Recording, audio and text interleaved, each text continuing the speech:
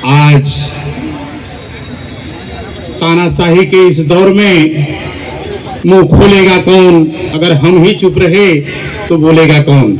हम तो कहते हैं कि हम महाराजा सुहेलदेव जी के वंशज हैं, हम राजा के वंशज हैं, लेकिन कहीं न कहीं साथियों अपने आप में झांक करके देखो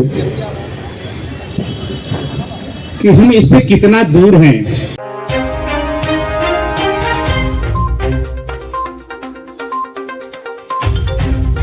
धन्यवाद संचालक महोदय, आपने मुझे कुछ कहने का मौका दिया। आज तानाशाही के इस दौर में मुंह खोलेगा कौन? अगर हम ही चुप रहे तो बोलेगा कौन? तो मुझे तो कुछ कहना ही पड़ेगा।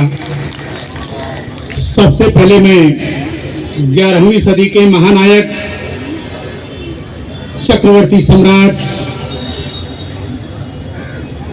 राजभर सूर्य महाराजा सुहेलदेव राजभर जी की चरणों में श्रद्धा का सुमन अर्पित करते हुए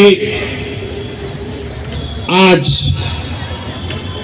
इस मंच पे विराजमान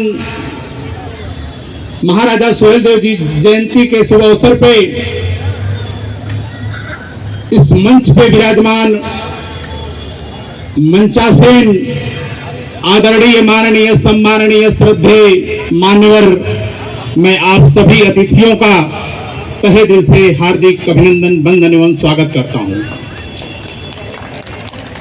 समय का अभाव है साथियों, मैं सबका नाम नहीं ले सकता, इसके लिए मैं शॉर्टकट में निपटाना चाहा।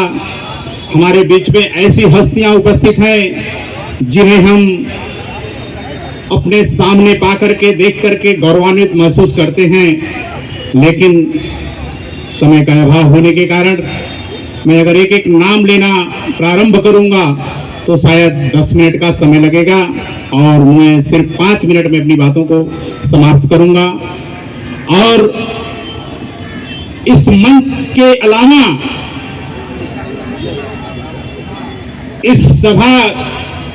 इस प्रांगण की शोभा बढ़ा रहे आप सभी अपने लोगों का, माताओं बहनों का, पिता तुल्य बुजुर्गों का, पुलिस प्रशासन बल का और अपने महीनों की अथक प्रयास से इस कार्यक्रम को सफल बनाने के लिए जिन्होंने प्रयास किया, मैं उन राष्ट्रीय राजभर सेवा संघ के सिपाहियों का भी मैं तहे दिल से अभिनंदन करता हूं, वंदन करता हूं। साथियों, आज हमारे बीच ऐसे प्रेरणा के स्रोत लोग उपस्थित हैं। हम तो कहते हैं कि हम महाराजा सुहेलदेव जी के वंशज हैं, हम राजा के वंशज हैं, लेकिन कहीं न कहीं साथियों अपने आप में झांक करके देखो कि हम इससे कितना दूर हैं। आज कम से कम यहाँ 4000 लोग आए हुए हैं, लेकिन वह अपनी कुर्सी पे बैठ करके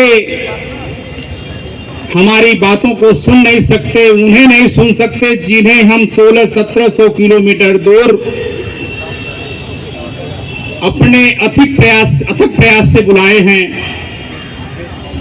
उन्हें आप सुन नहीं सकते और आप याद में ख्यालों में कहेंगे कि हम महाराजा सुहेलदेव जी के वंशज हैं। तो कुछ तो गुण होना चाहिए साथियों, कम से कम आप कुर्सियां सब खाली हैं, आप लोग बाहर घूम रहे हैं, इससे ज्यादा निंदनीय कुछ हो नहीं सकता। रोती मानव की मानवता भेद भाव के पांव तले सोती चेतना जाग उठे। एक दीपक तुम्हें जलाना है, एक दीपक तुम्हें जलाना है। आज मैं विद्यार्थी भाइयों के लिए कहना चाहता हूं, विद्यार्थी के जीवन में बड़ी कठिनाइयां होती हैं, उन्हें बहुत सारे ताने बाने सहने पड़ते हैं। एक विद्यार्थी को असफल होने के बाद किसी ने कहा कि तू चपरासी की भी नौकरी नहीं कर सकता, अधिकारी बनना तो बड़ा दूर है। लेकिन उसके किसी मित्र ने कहा कि गिर को कर ले कंथड़ा हिरण कसों की खाए, आग चले और खून बगे घोड़ा सुमा हो जाए। तो हिम्मत कर हुंकार भर, हिरण कौन सा घी खाता है, घोड़े से आगे जाता है। आप किसी का दुष्प्रेरण न करें, अपनी मुकाम अपनी मंजिल स्वयं तय करें। बुराई करने के लिए तो पूरा जमाना बैठा है।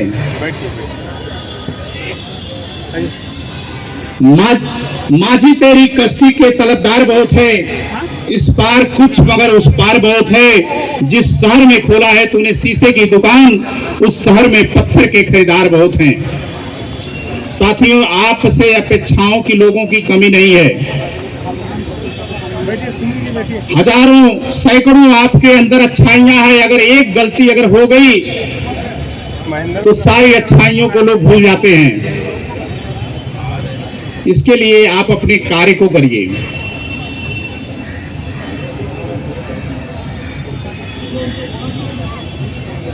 एक मैं छोटी सी कहावत कहना चाहता हूं कि शाम का वक्त था, एक दुकानदार अपनी दुकान बंद करने ही वाला था कि एक कुत्ता मुंह में थैली लिए आया और दुकानदार के सामने रख दिया। उसमें कुछ पैसे थे, सामान की लिस्ट थी। दुकानदार थैली में लिस्ट को देखा और थैली में लिस्ट के मुताबिक सामान रखा और पैसा लिया, बाकी के पैसे थैली में रख दिया। कुत्ता वापस थैली को मुंह में दबाया और चल दिया। दुकानदार आश्चर्यचकित होकर के कुत्ते के पीछे चल दिया, ये जानने के लिए कि इतने समझदार कुत्ते का मालिक कौन है। कुत्ता कुछ देर जाकर के बस स्टॉप पे खड़ा रहा,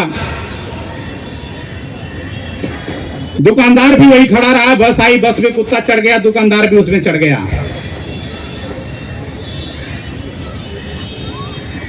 जब कुछ देर बाद कुत्ते ने गेट पे जाकर के पूंछ हिलाया, कंडक्टर समझ गया कि इसका मंजिल आ गया है। उसने बस रुकवाया, दरवाजा खोला, कुत्ता उतर गया, दुकानदार भी उसके पीछे पीछे चल दिया।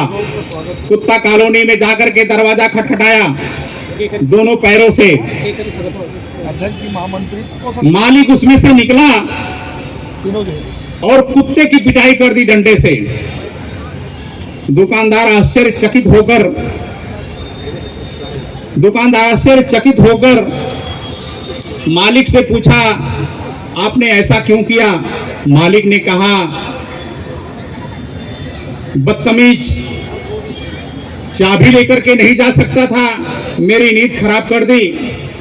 तो साथियों, आपसे अपेक्षाओं की कमी नहीं है लोगों की, आपको अपने कार्य करने हैं। मैं ज्यादा कुछ नहीं कहूंगा, समय का अभाव है, लेकिन कुछ राष्ट्रीय राजभर सेवा संघ के उन सिपाहियों के लिए लिख करके लेके आया हूं जो मुझे समझ में आया। एक प्रगति प्रकाश पुंज की नींव रखने की सोच एवं उसे क्रियान्वित करके सामाजिक, धार्मिक, सांस्कृतिक, शैक्षणिक रूप से पिछड़े लोगों को आगे लाने के प्रयास के लिए एवं उनको अपने इतिहास की जानकारी से अवगत कराने के लिए राष्ट्रीय राजभर सेवा संघ के अपने वरिष्ठ संस्थापक पदाधिकारियों का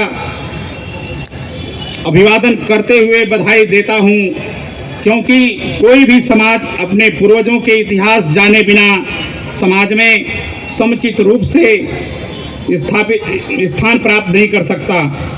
आज का दिन अपने समाज में चेतना, ऊर्जा, साहस, राष्ट्रीयता की भावनाओं से ओतप्रोत होने का दिन है। जीवन भर एहसास करने का दिन है, न कि मात्र मनोरंजन करने का दिन है। आग लगाना हर कोई जाने, बाग लगाना कोई, घर की बनावट हर कोई जाने और सजाना कोई। आयोजक मंडल समाज समाज को सजाने का, जगाने का कार्य कर रहा है। आप लोग धन्यवाद के पात्र हैं। संगठित बन सदा रहिए, भ्रम भेदभाव तनाव को छोड़ो, सबकी पहचान बने जिससे साथ समाज लगाओ को जोड़ो, साथ समाज लगाओ को जोड़ो।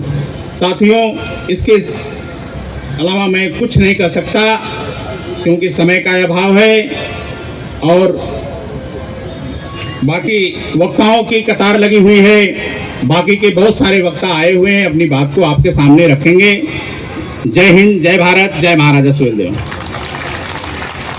अगर आप चैनल पे नए हो तो चैनल को सब्सक्राइब करना ना भूले। वीडियो को ज़्यादा से ज़्यादा शेयर कीजिए।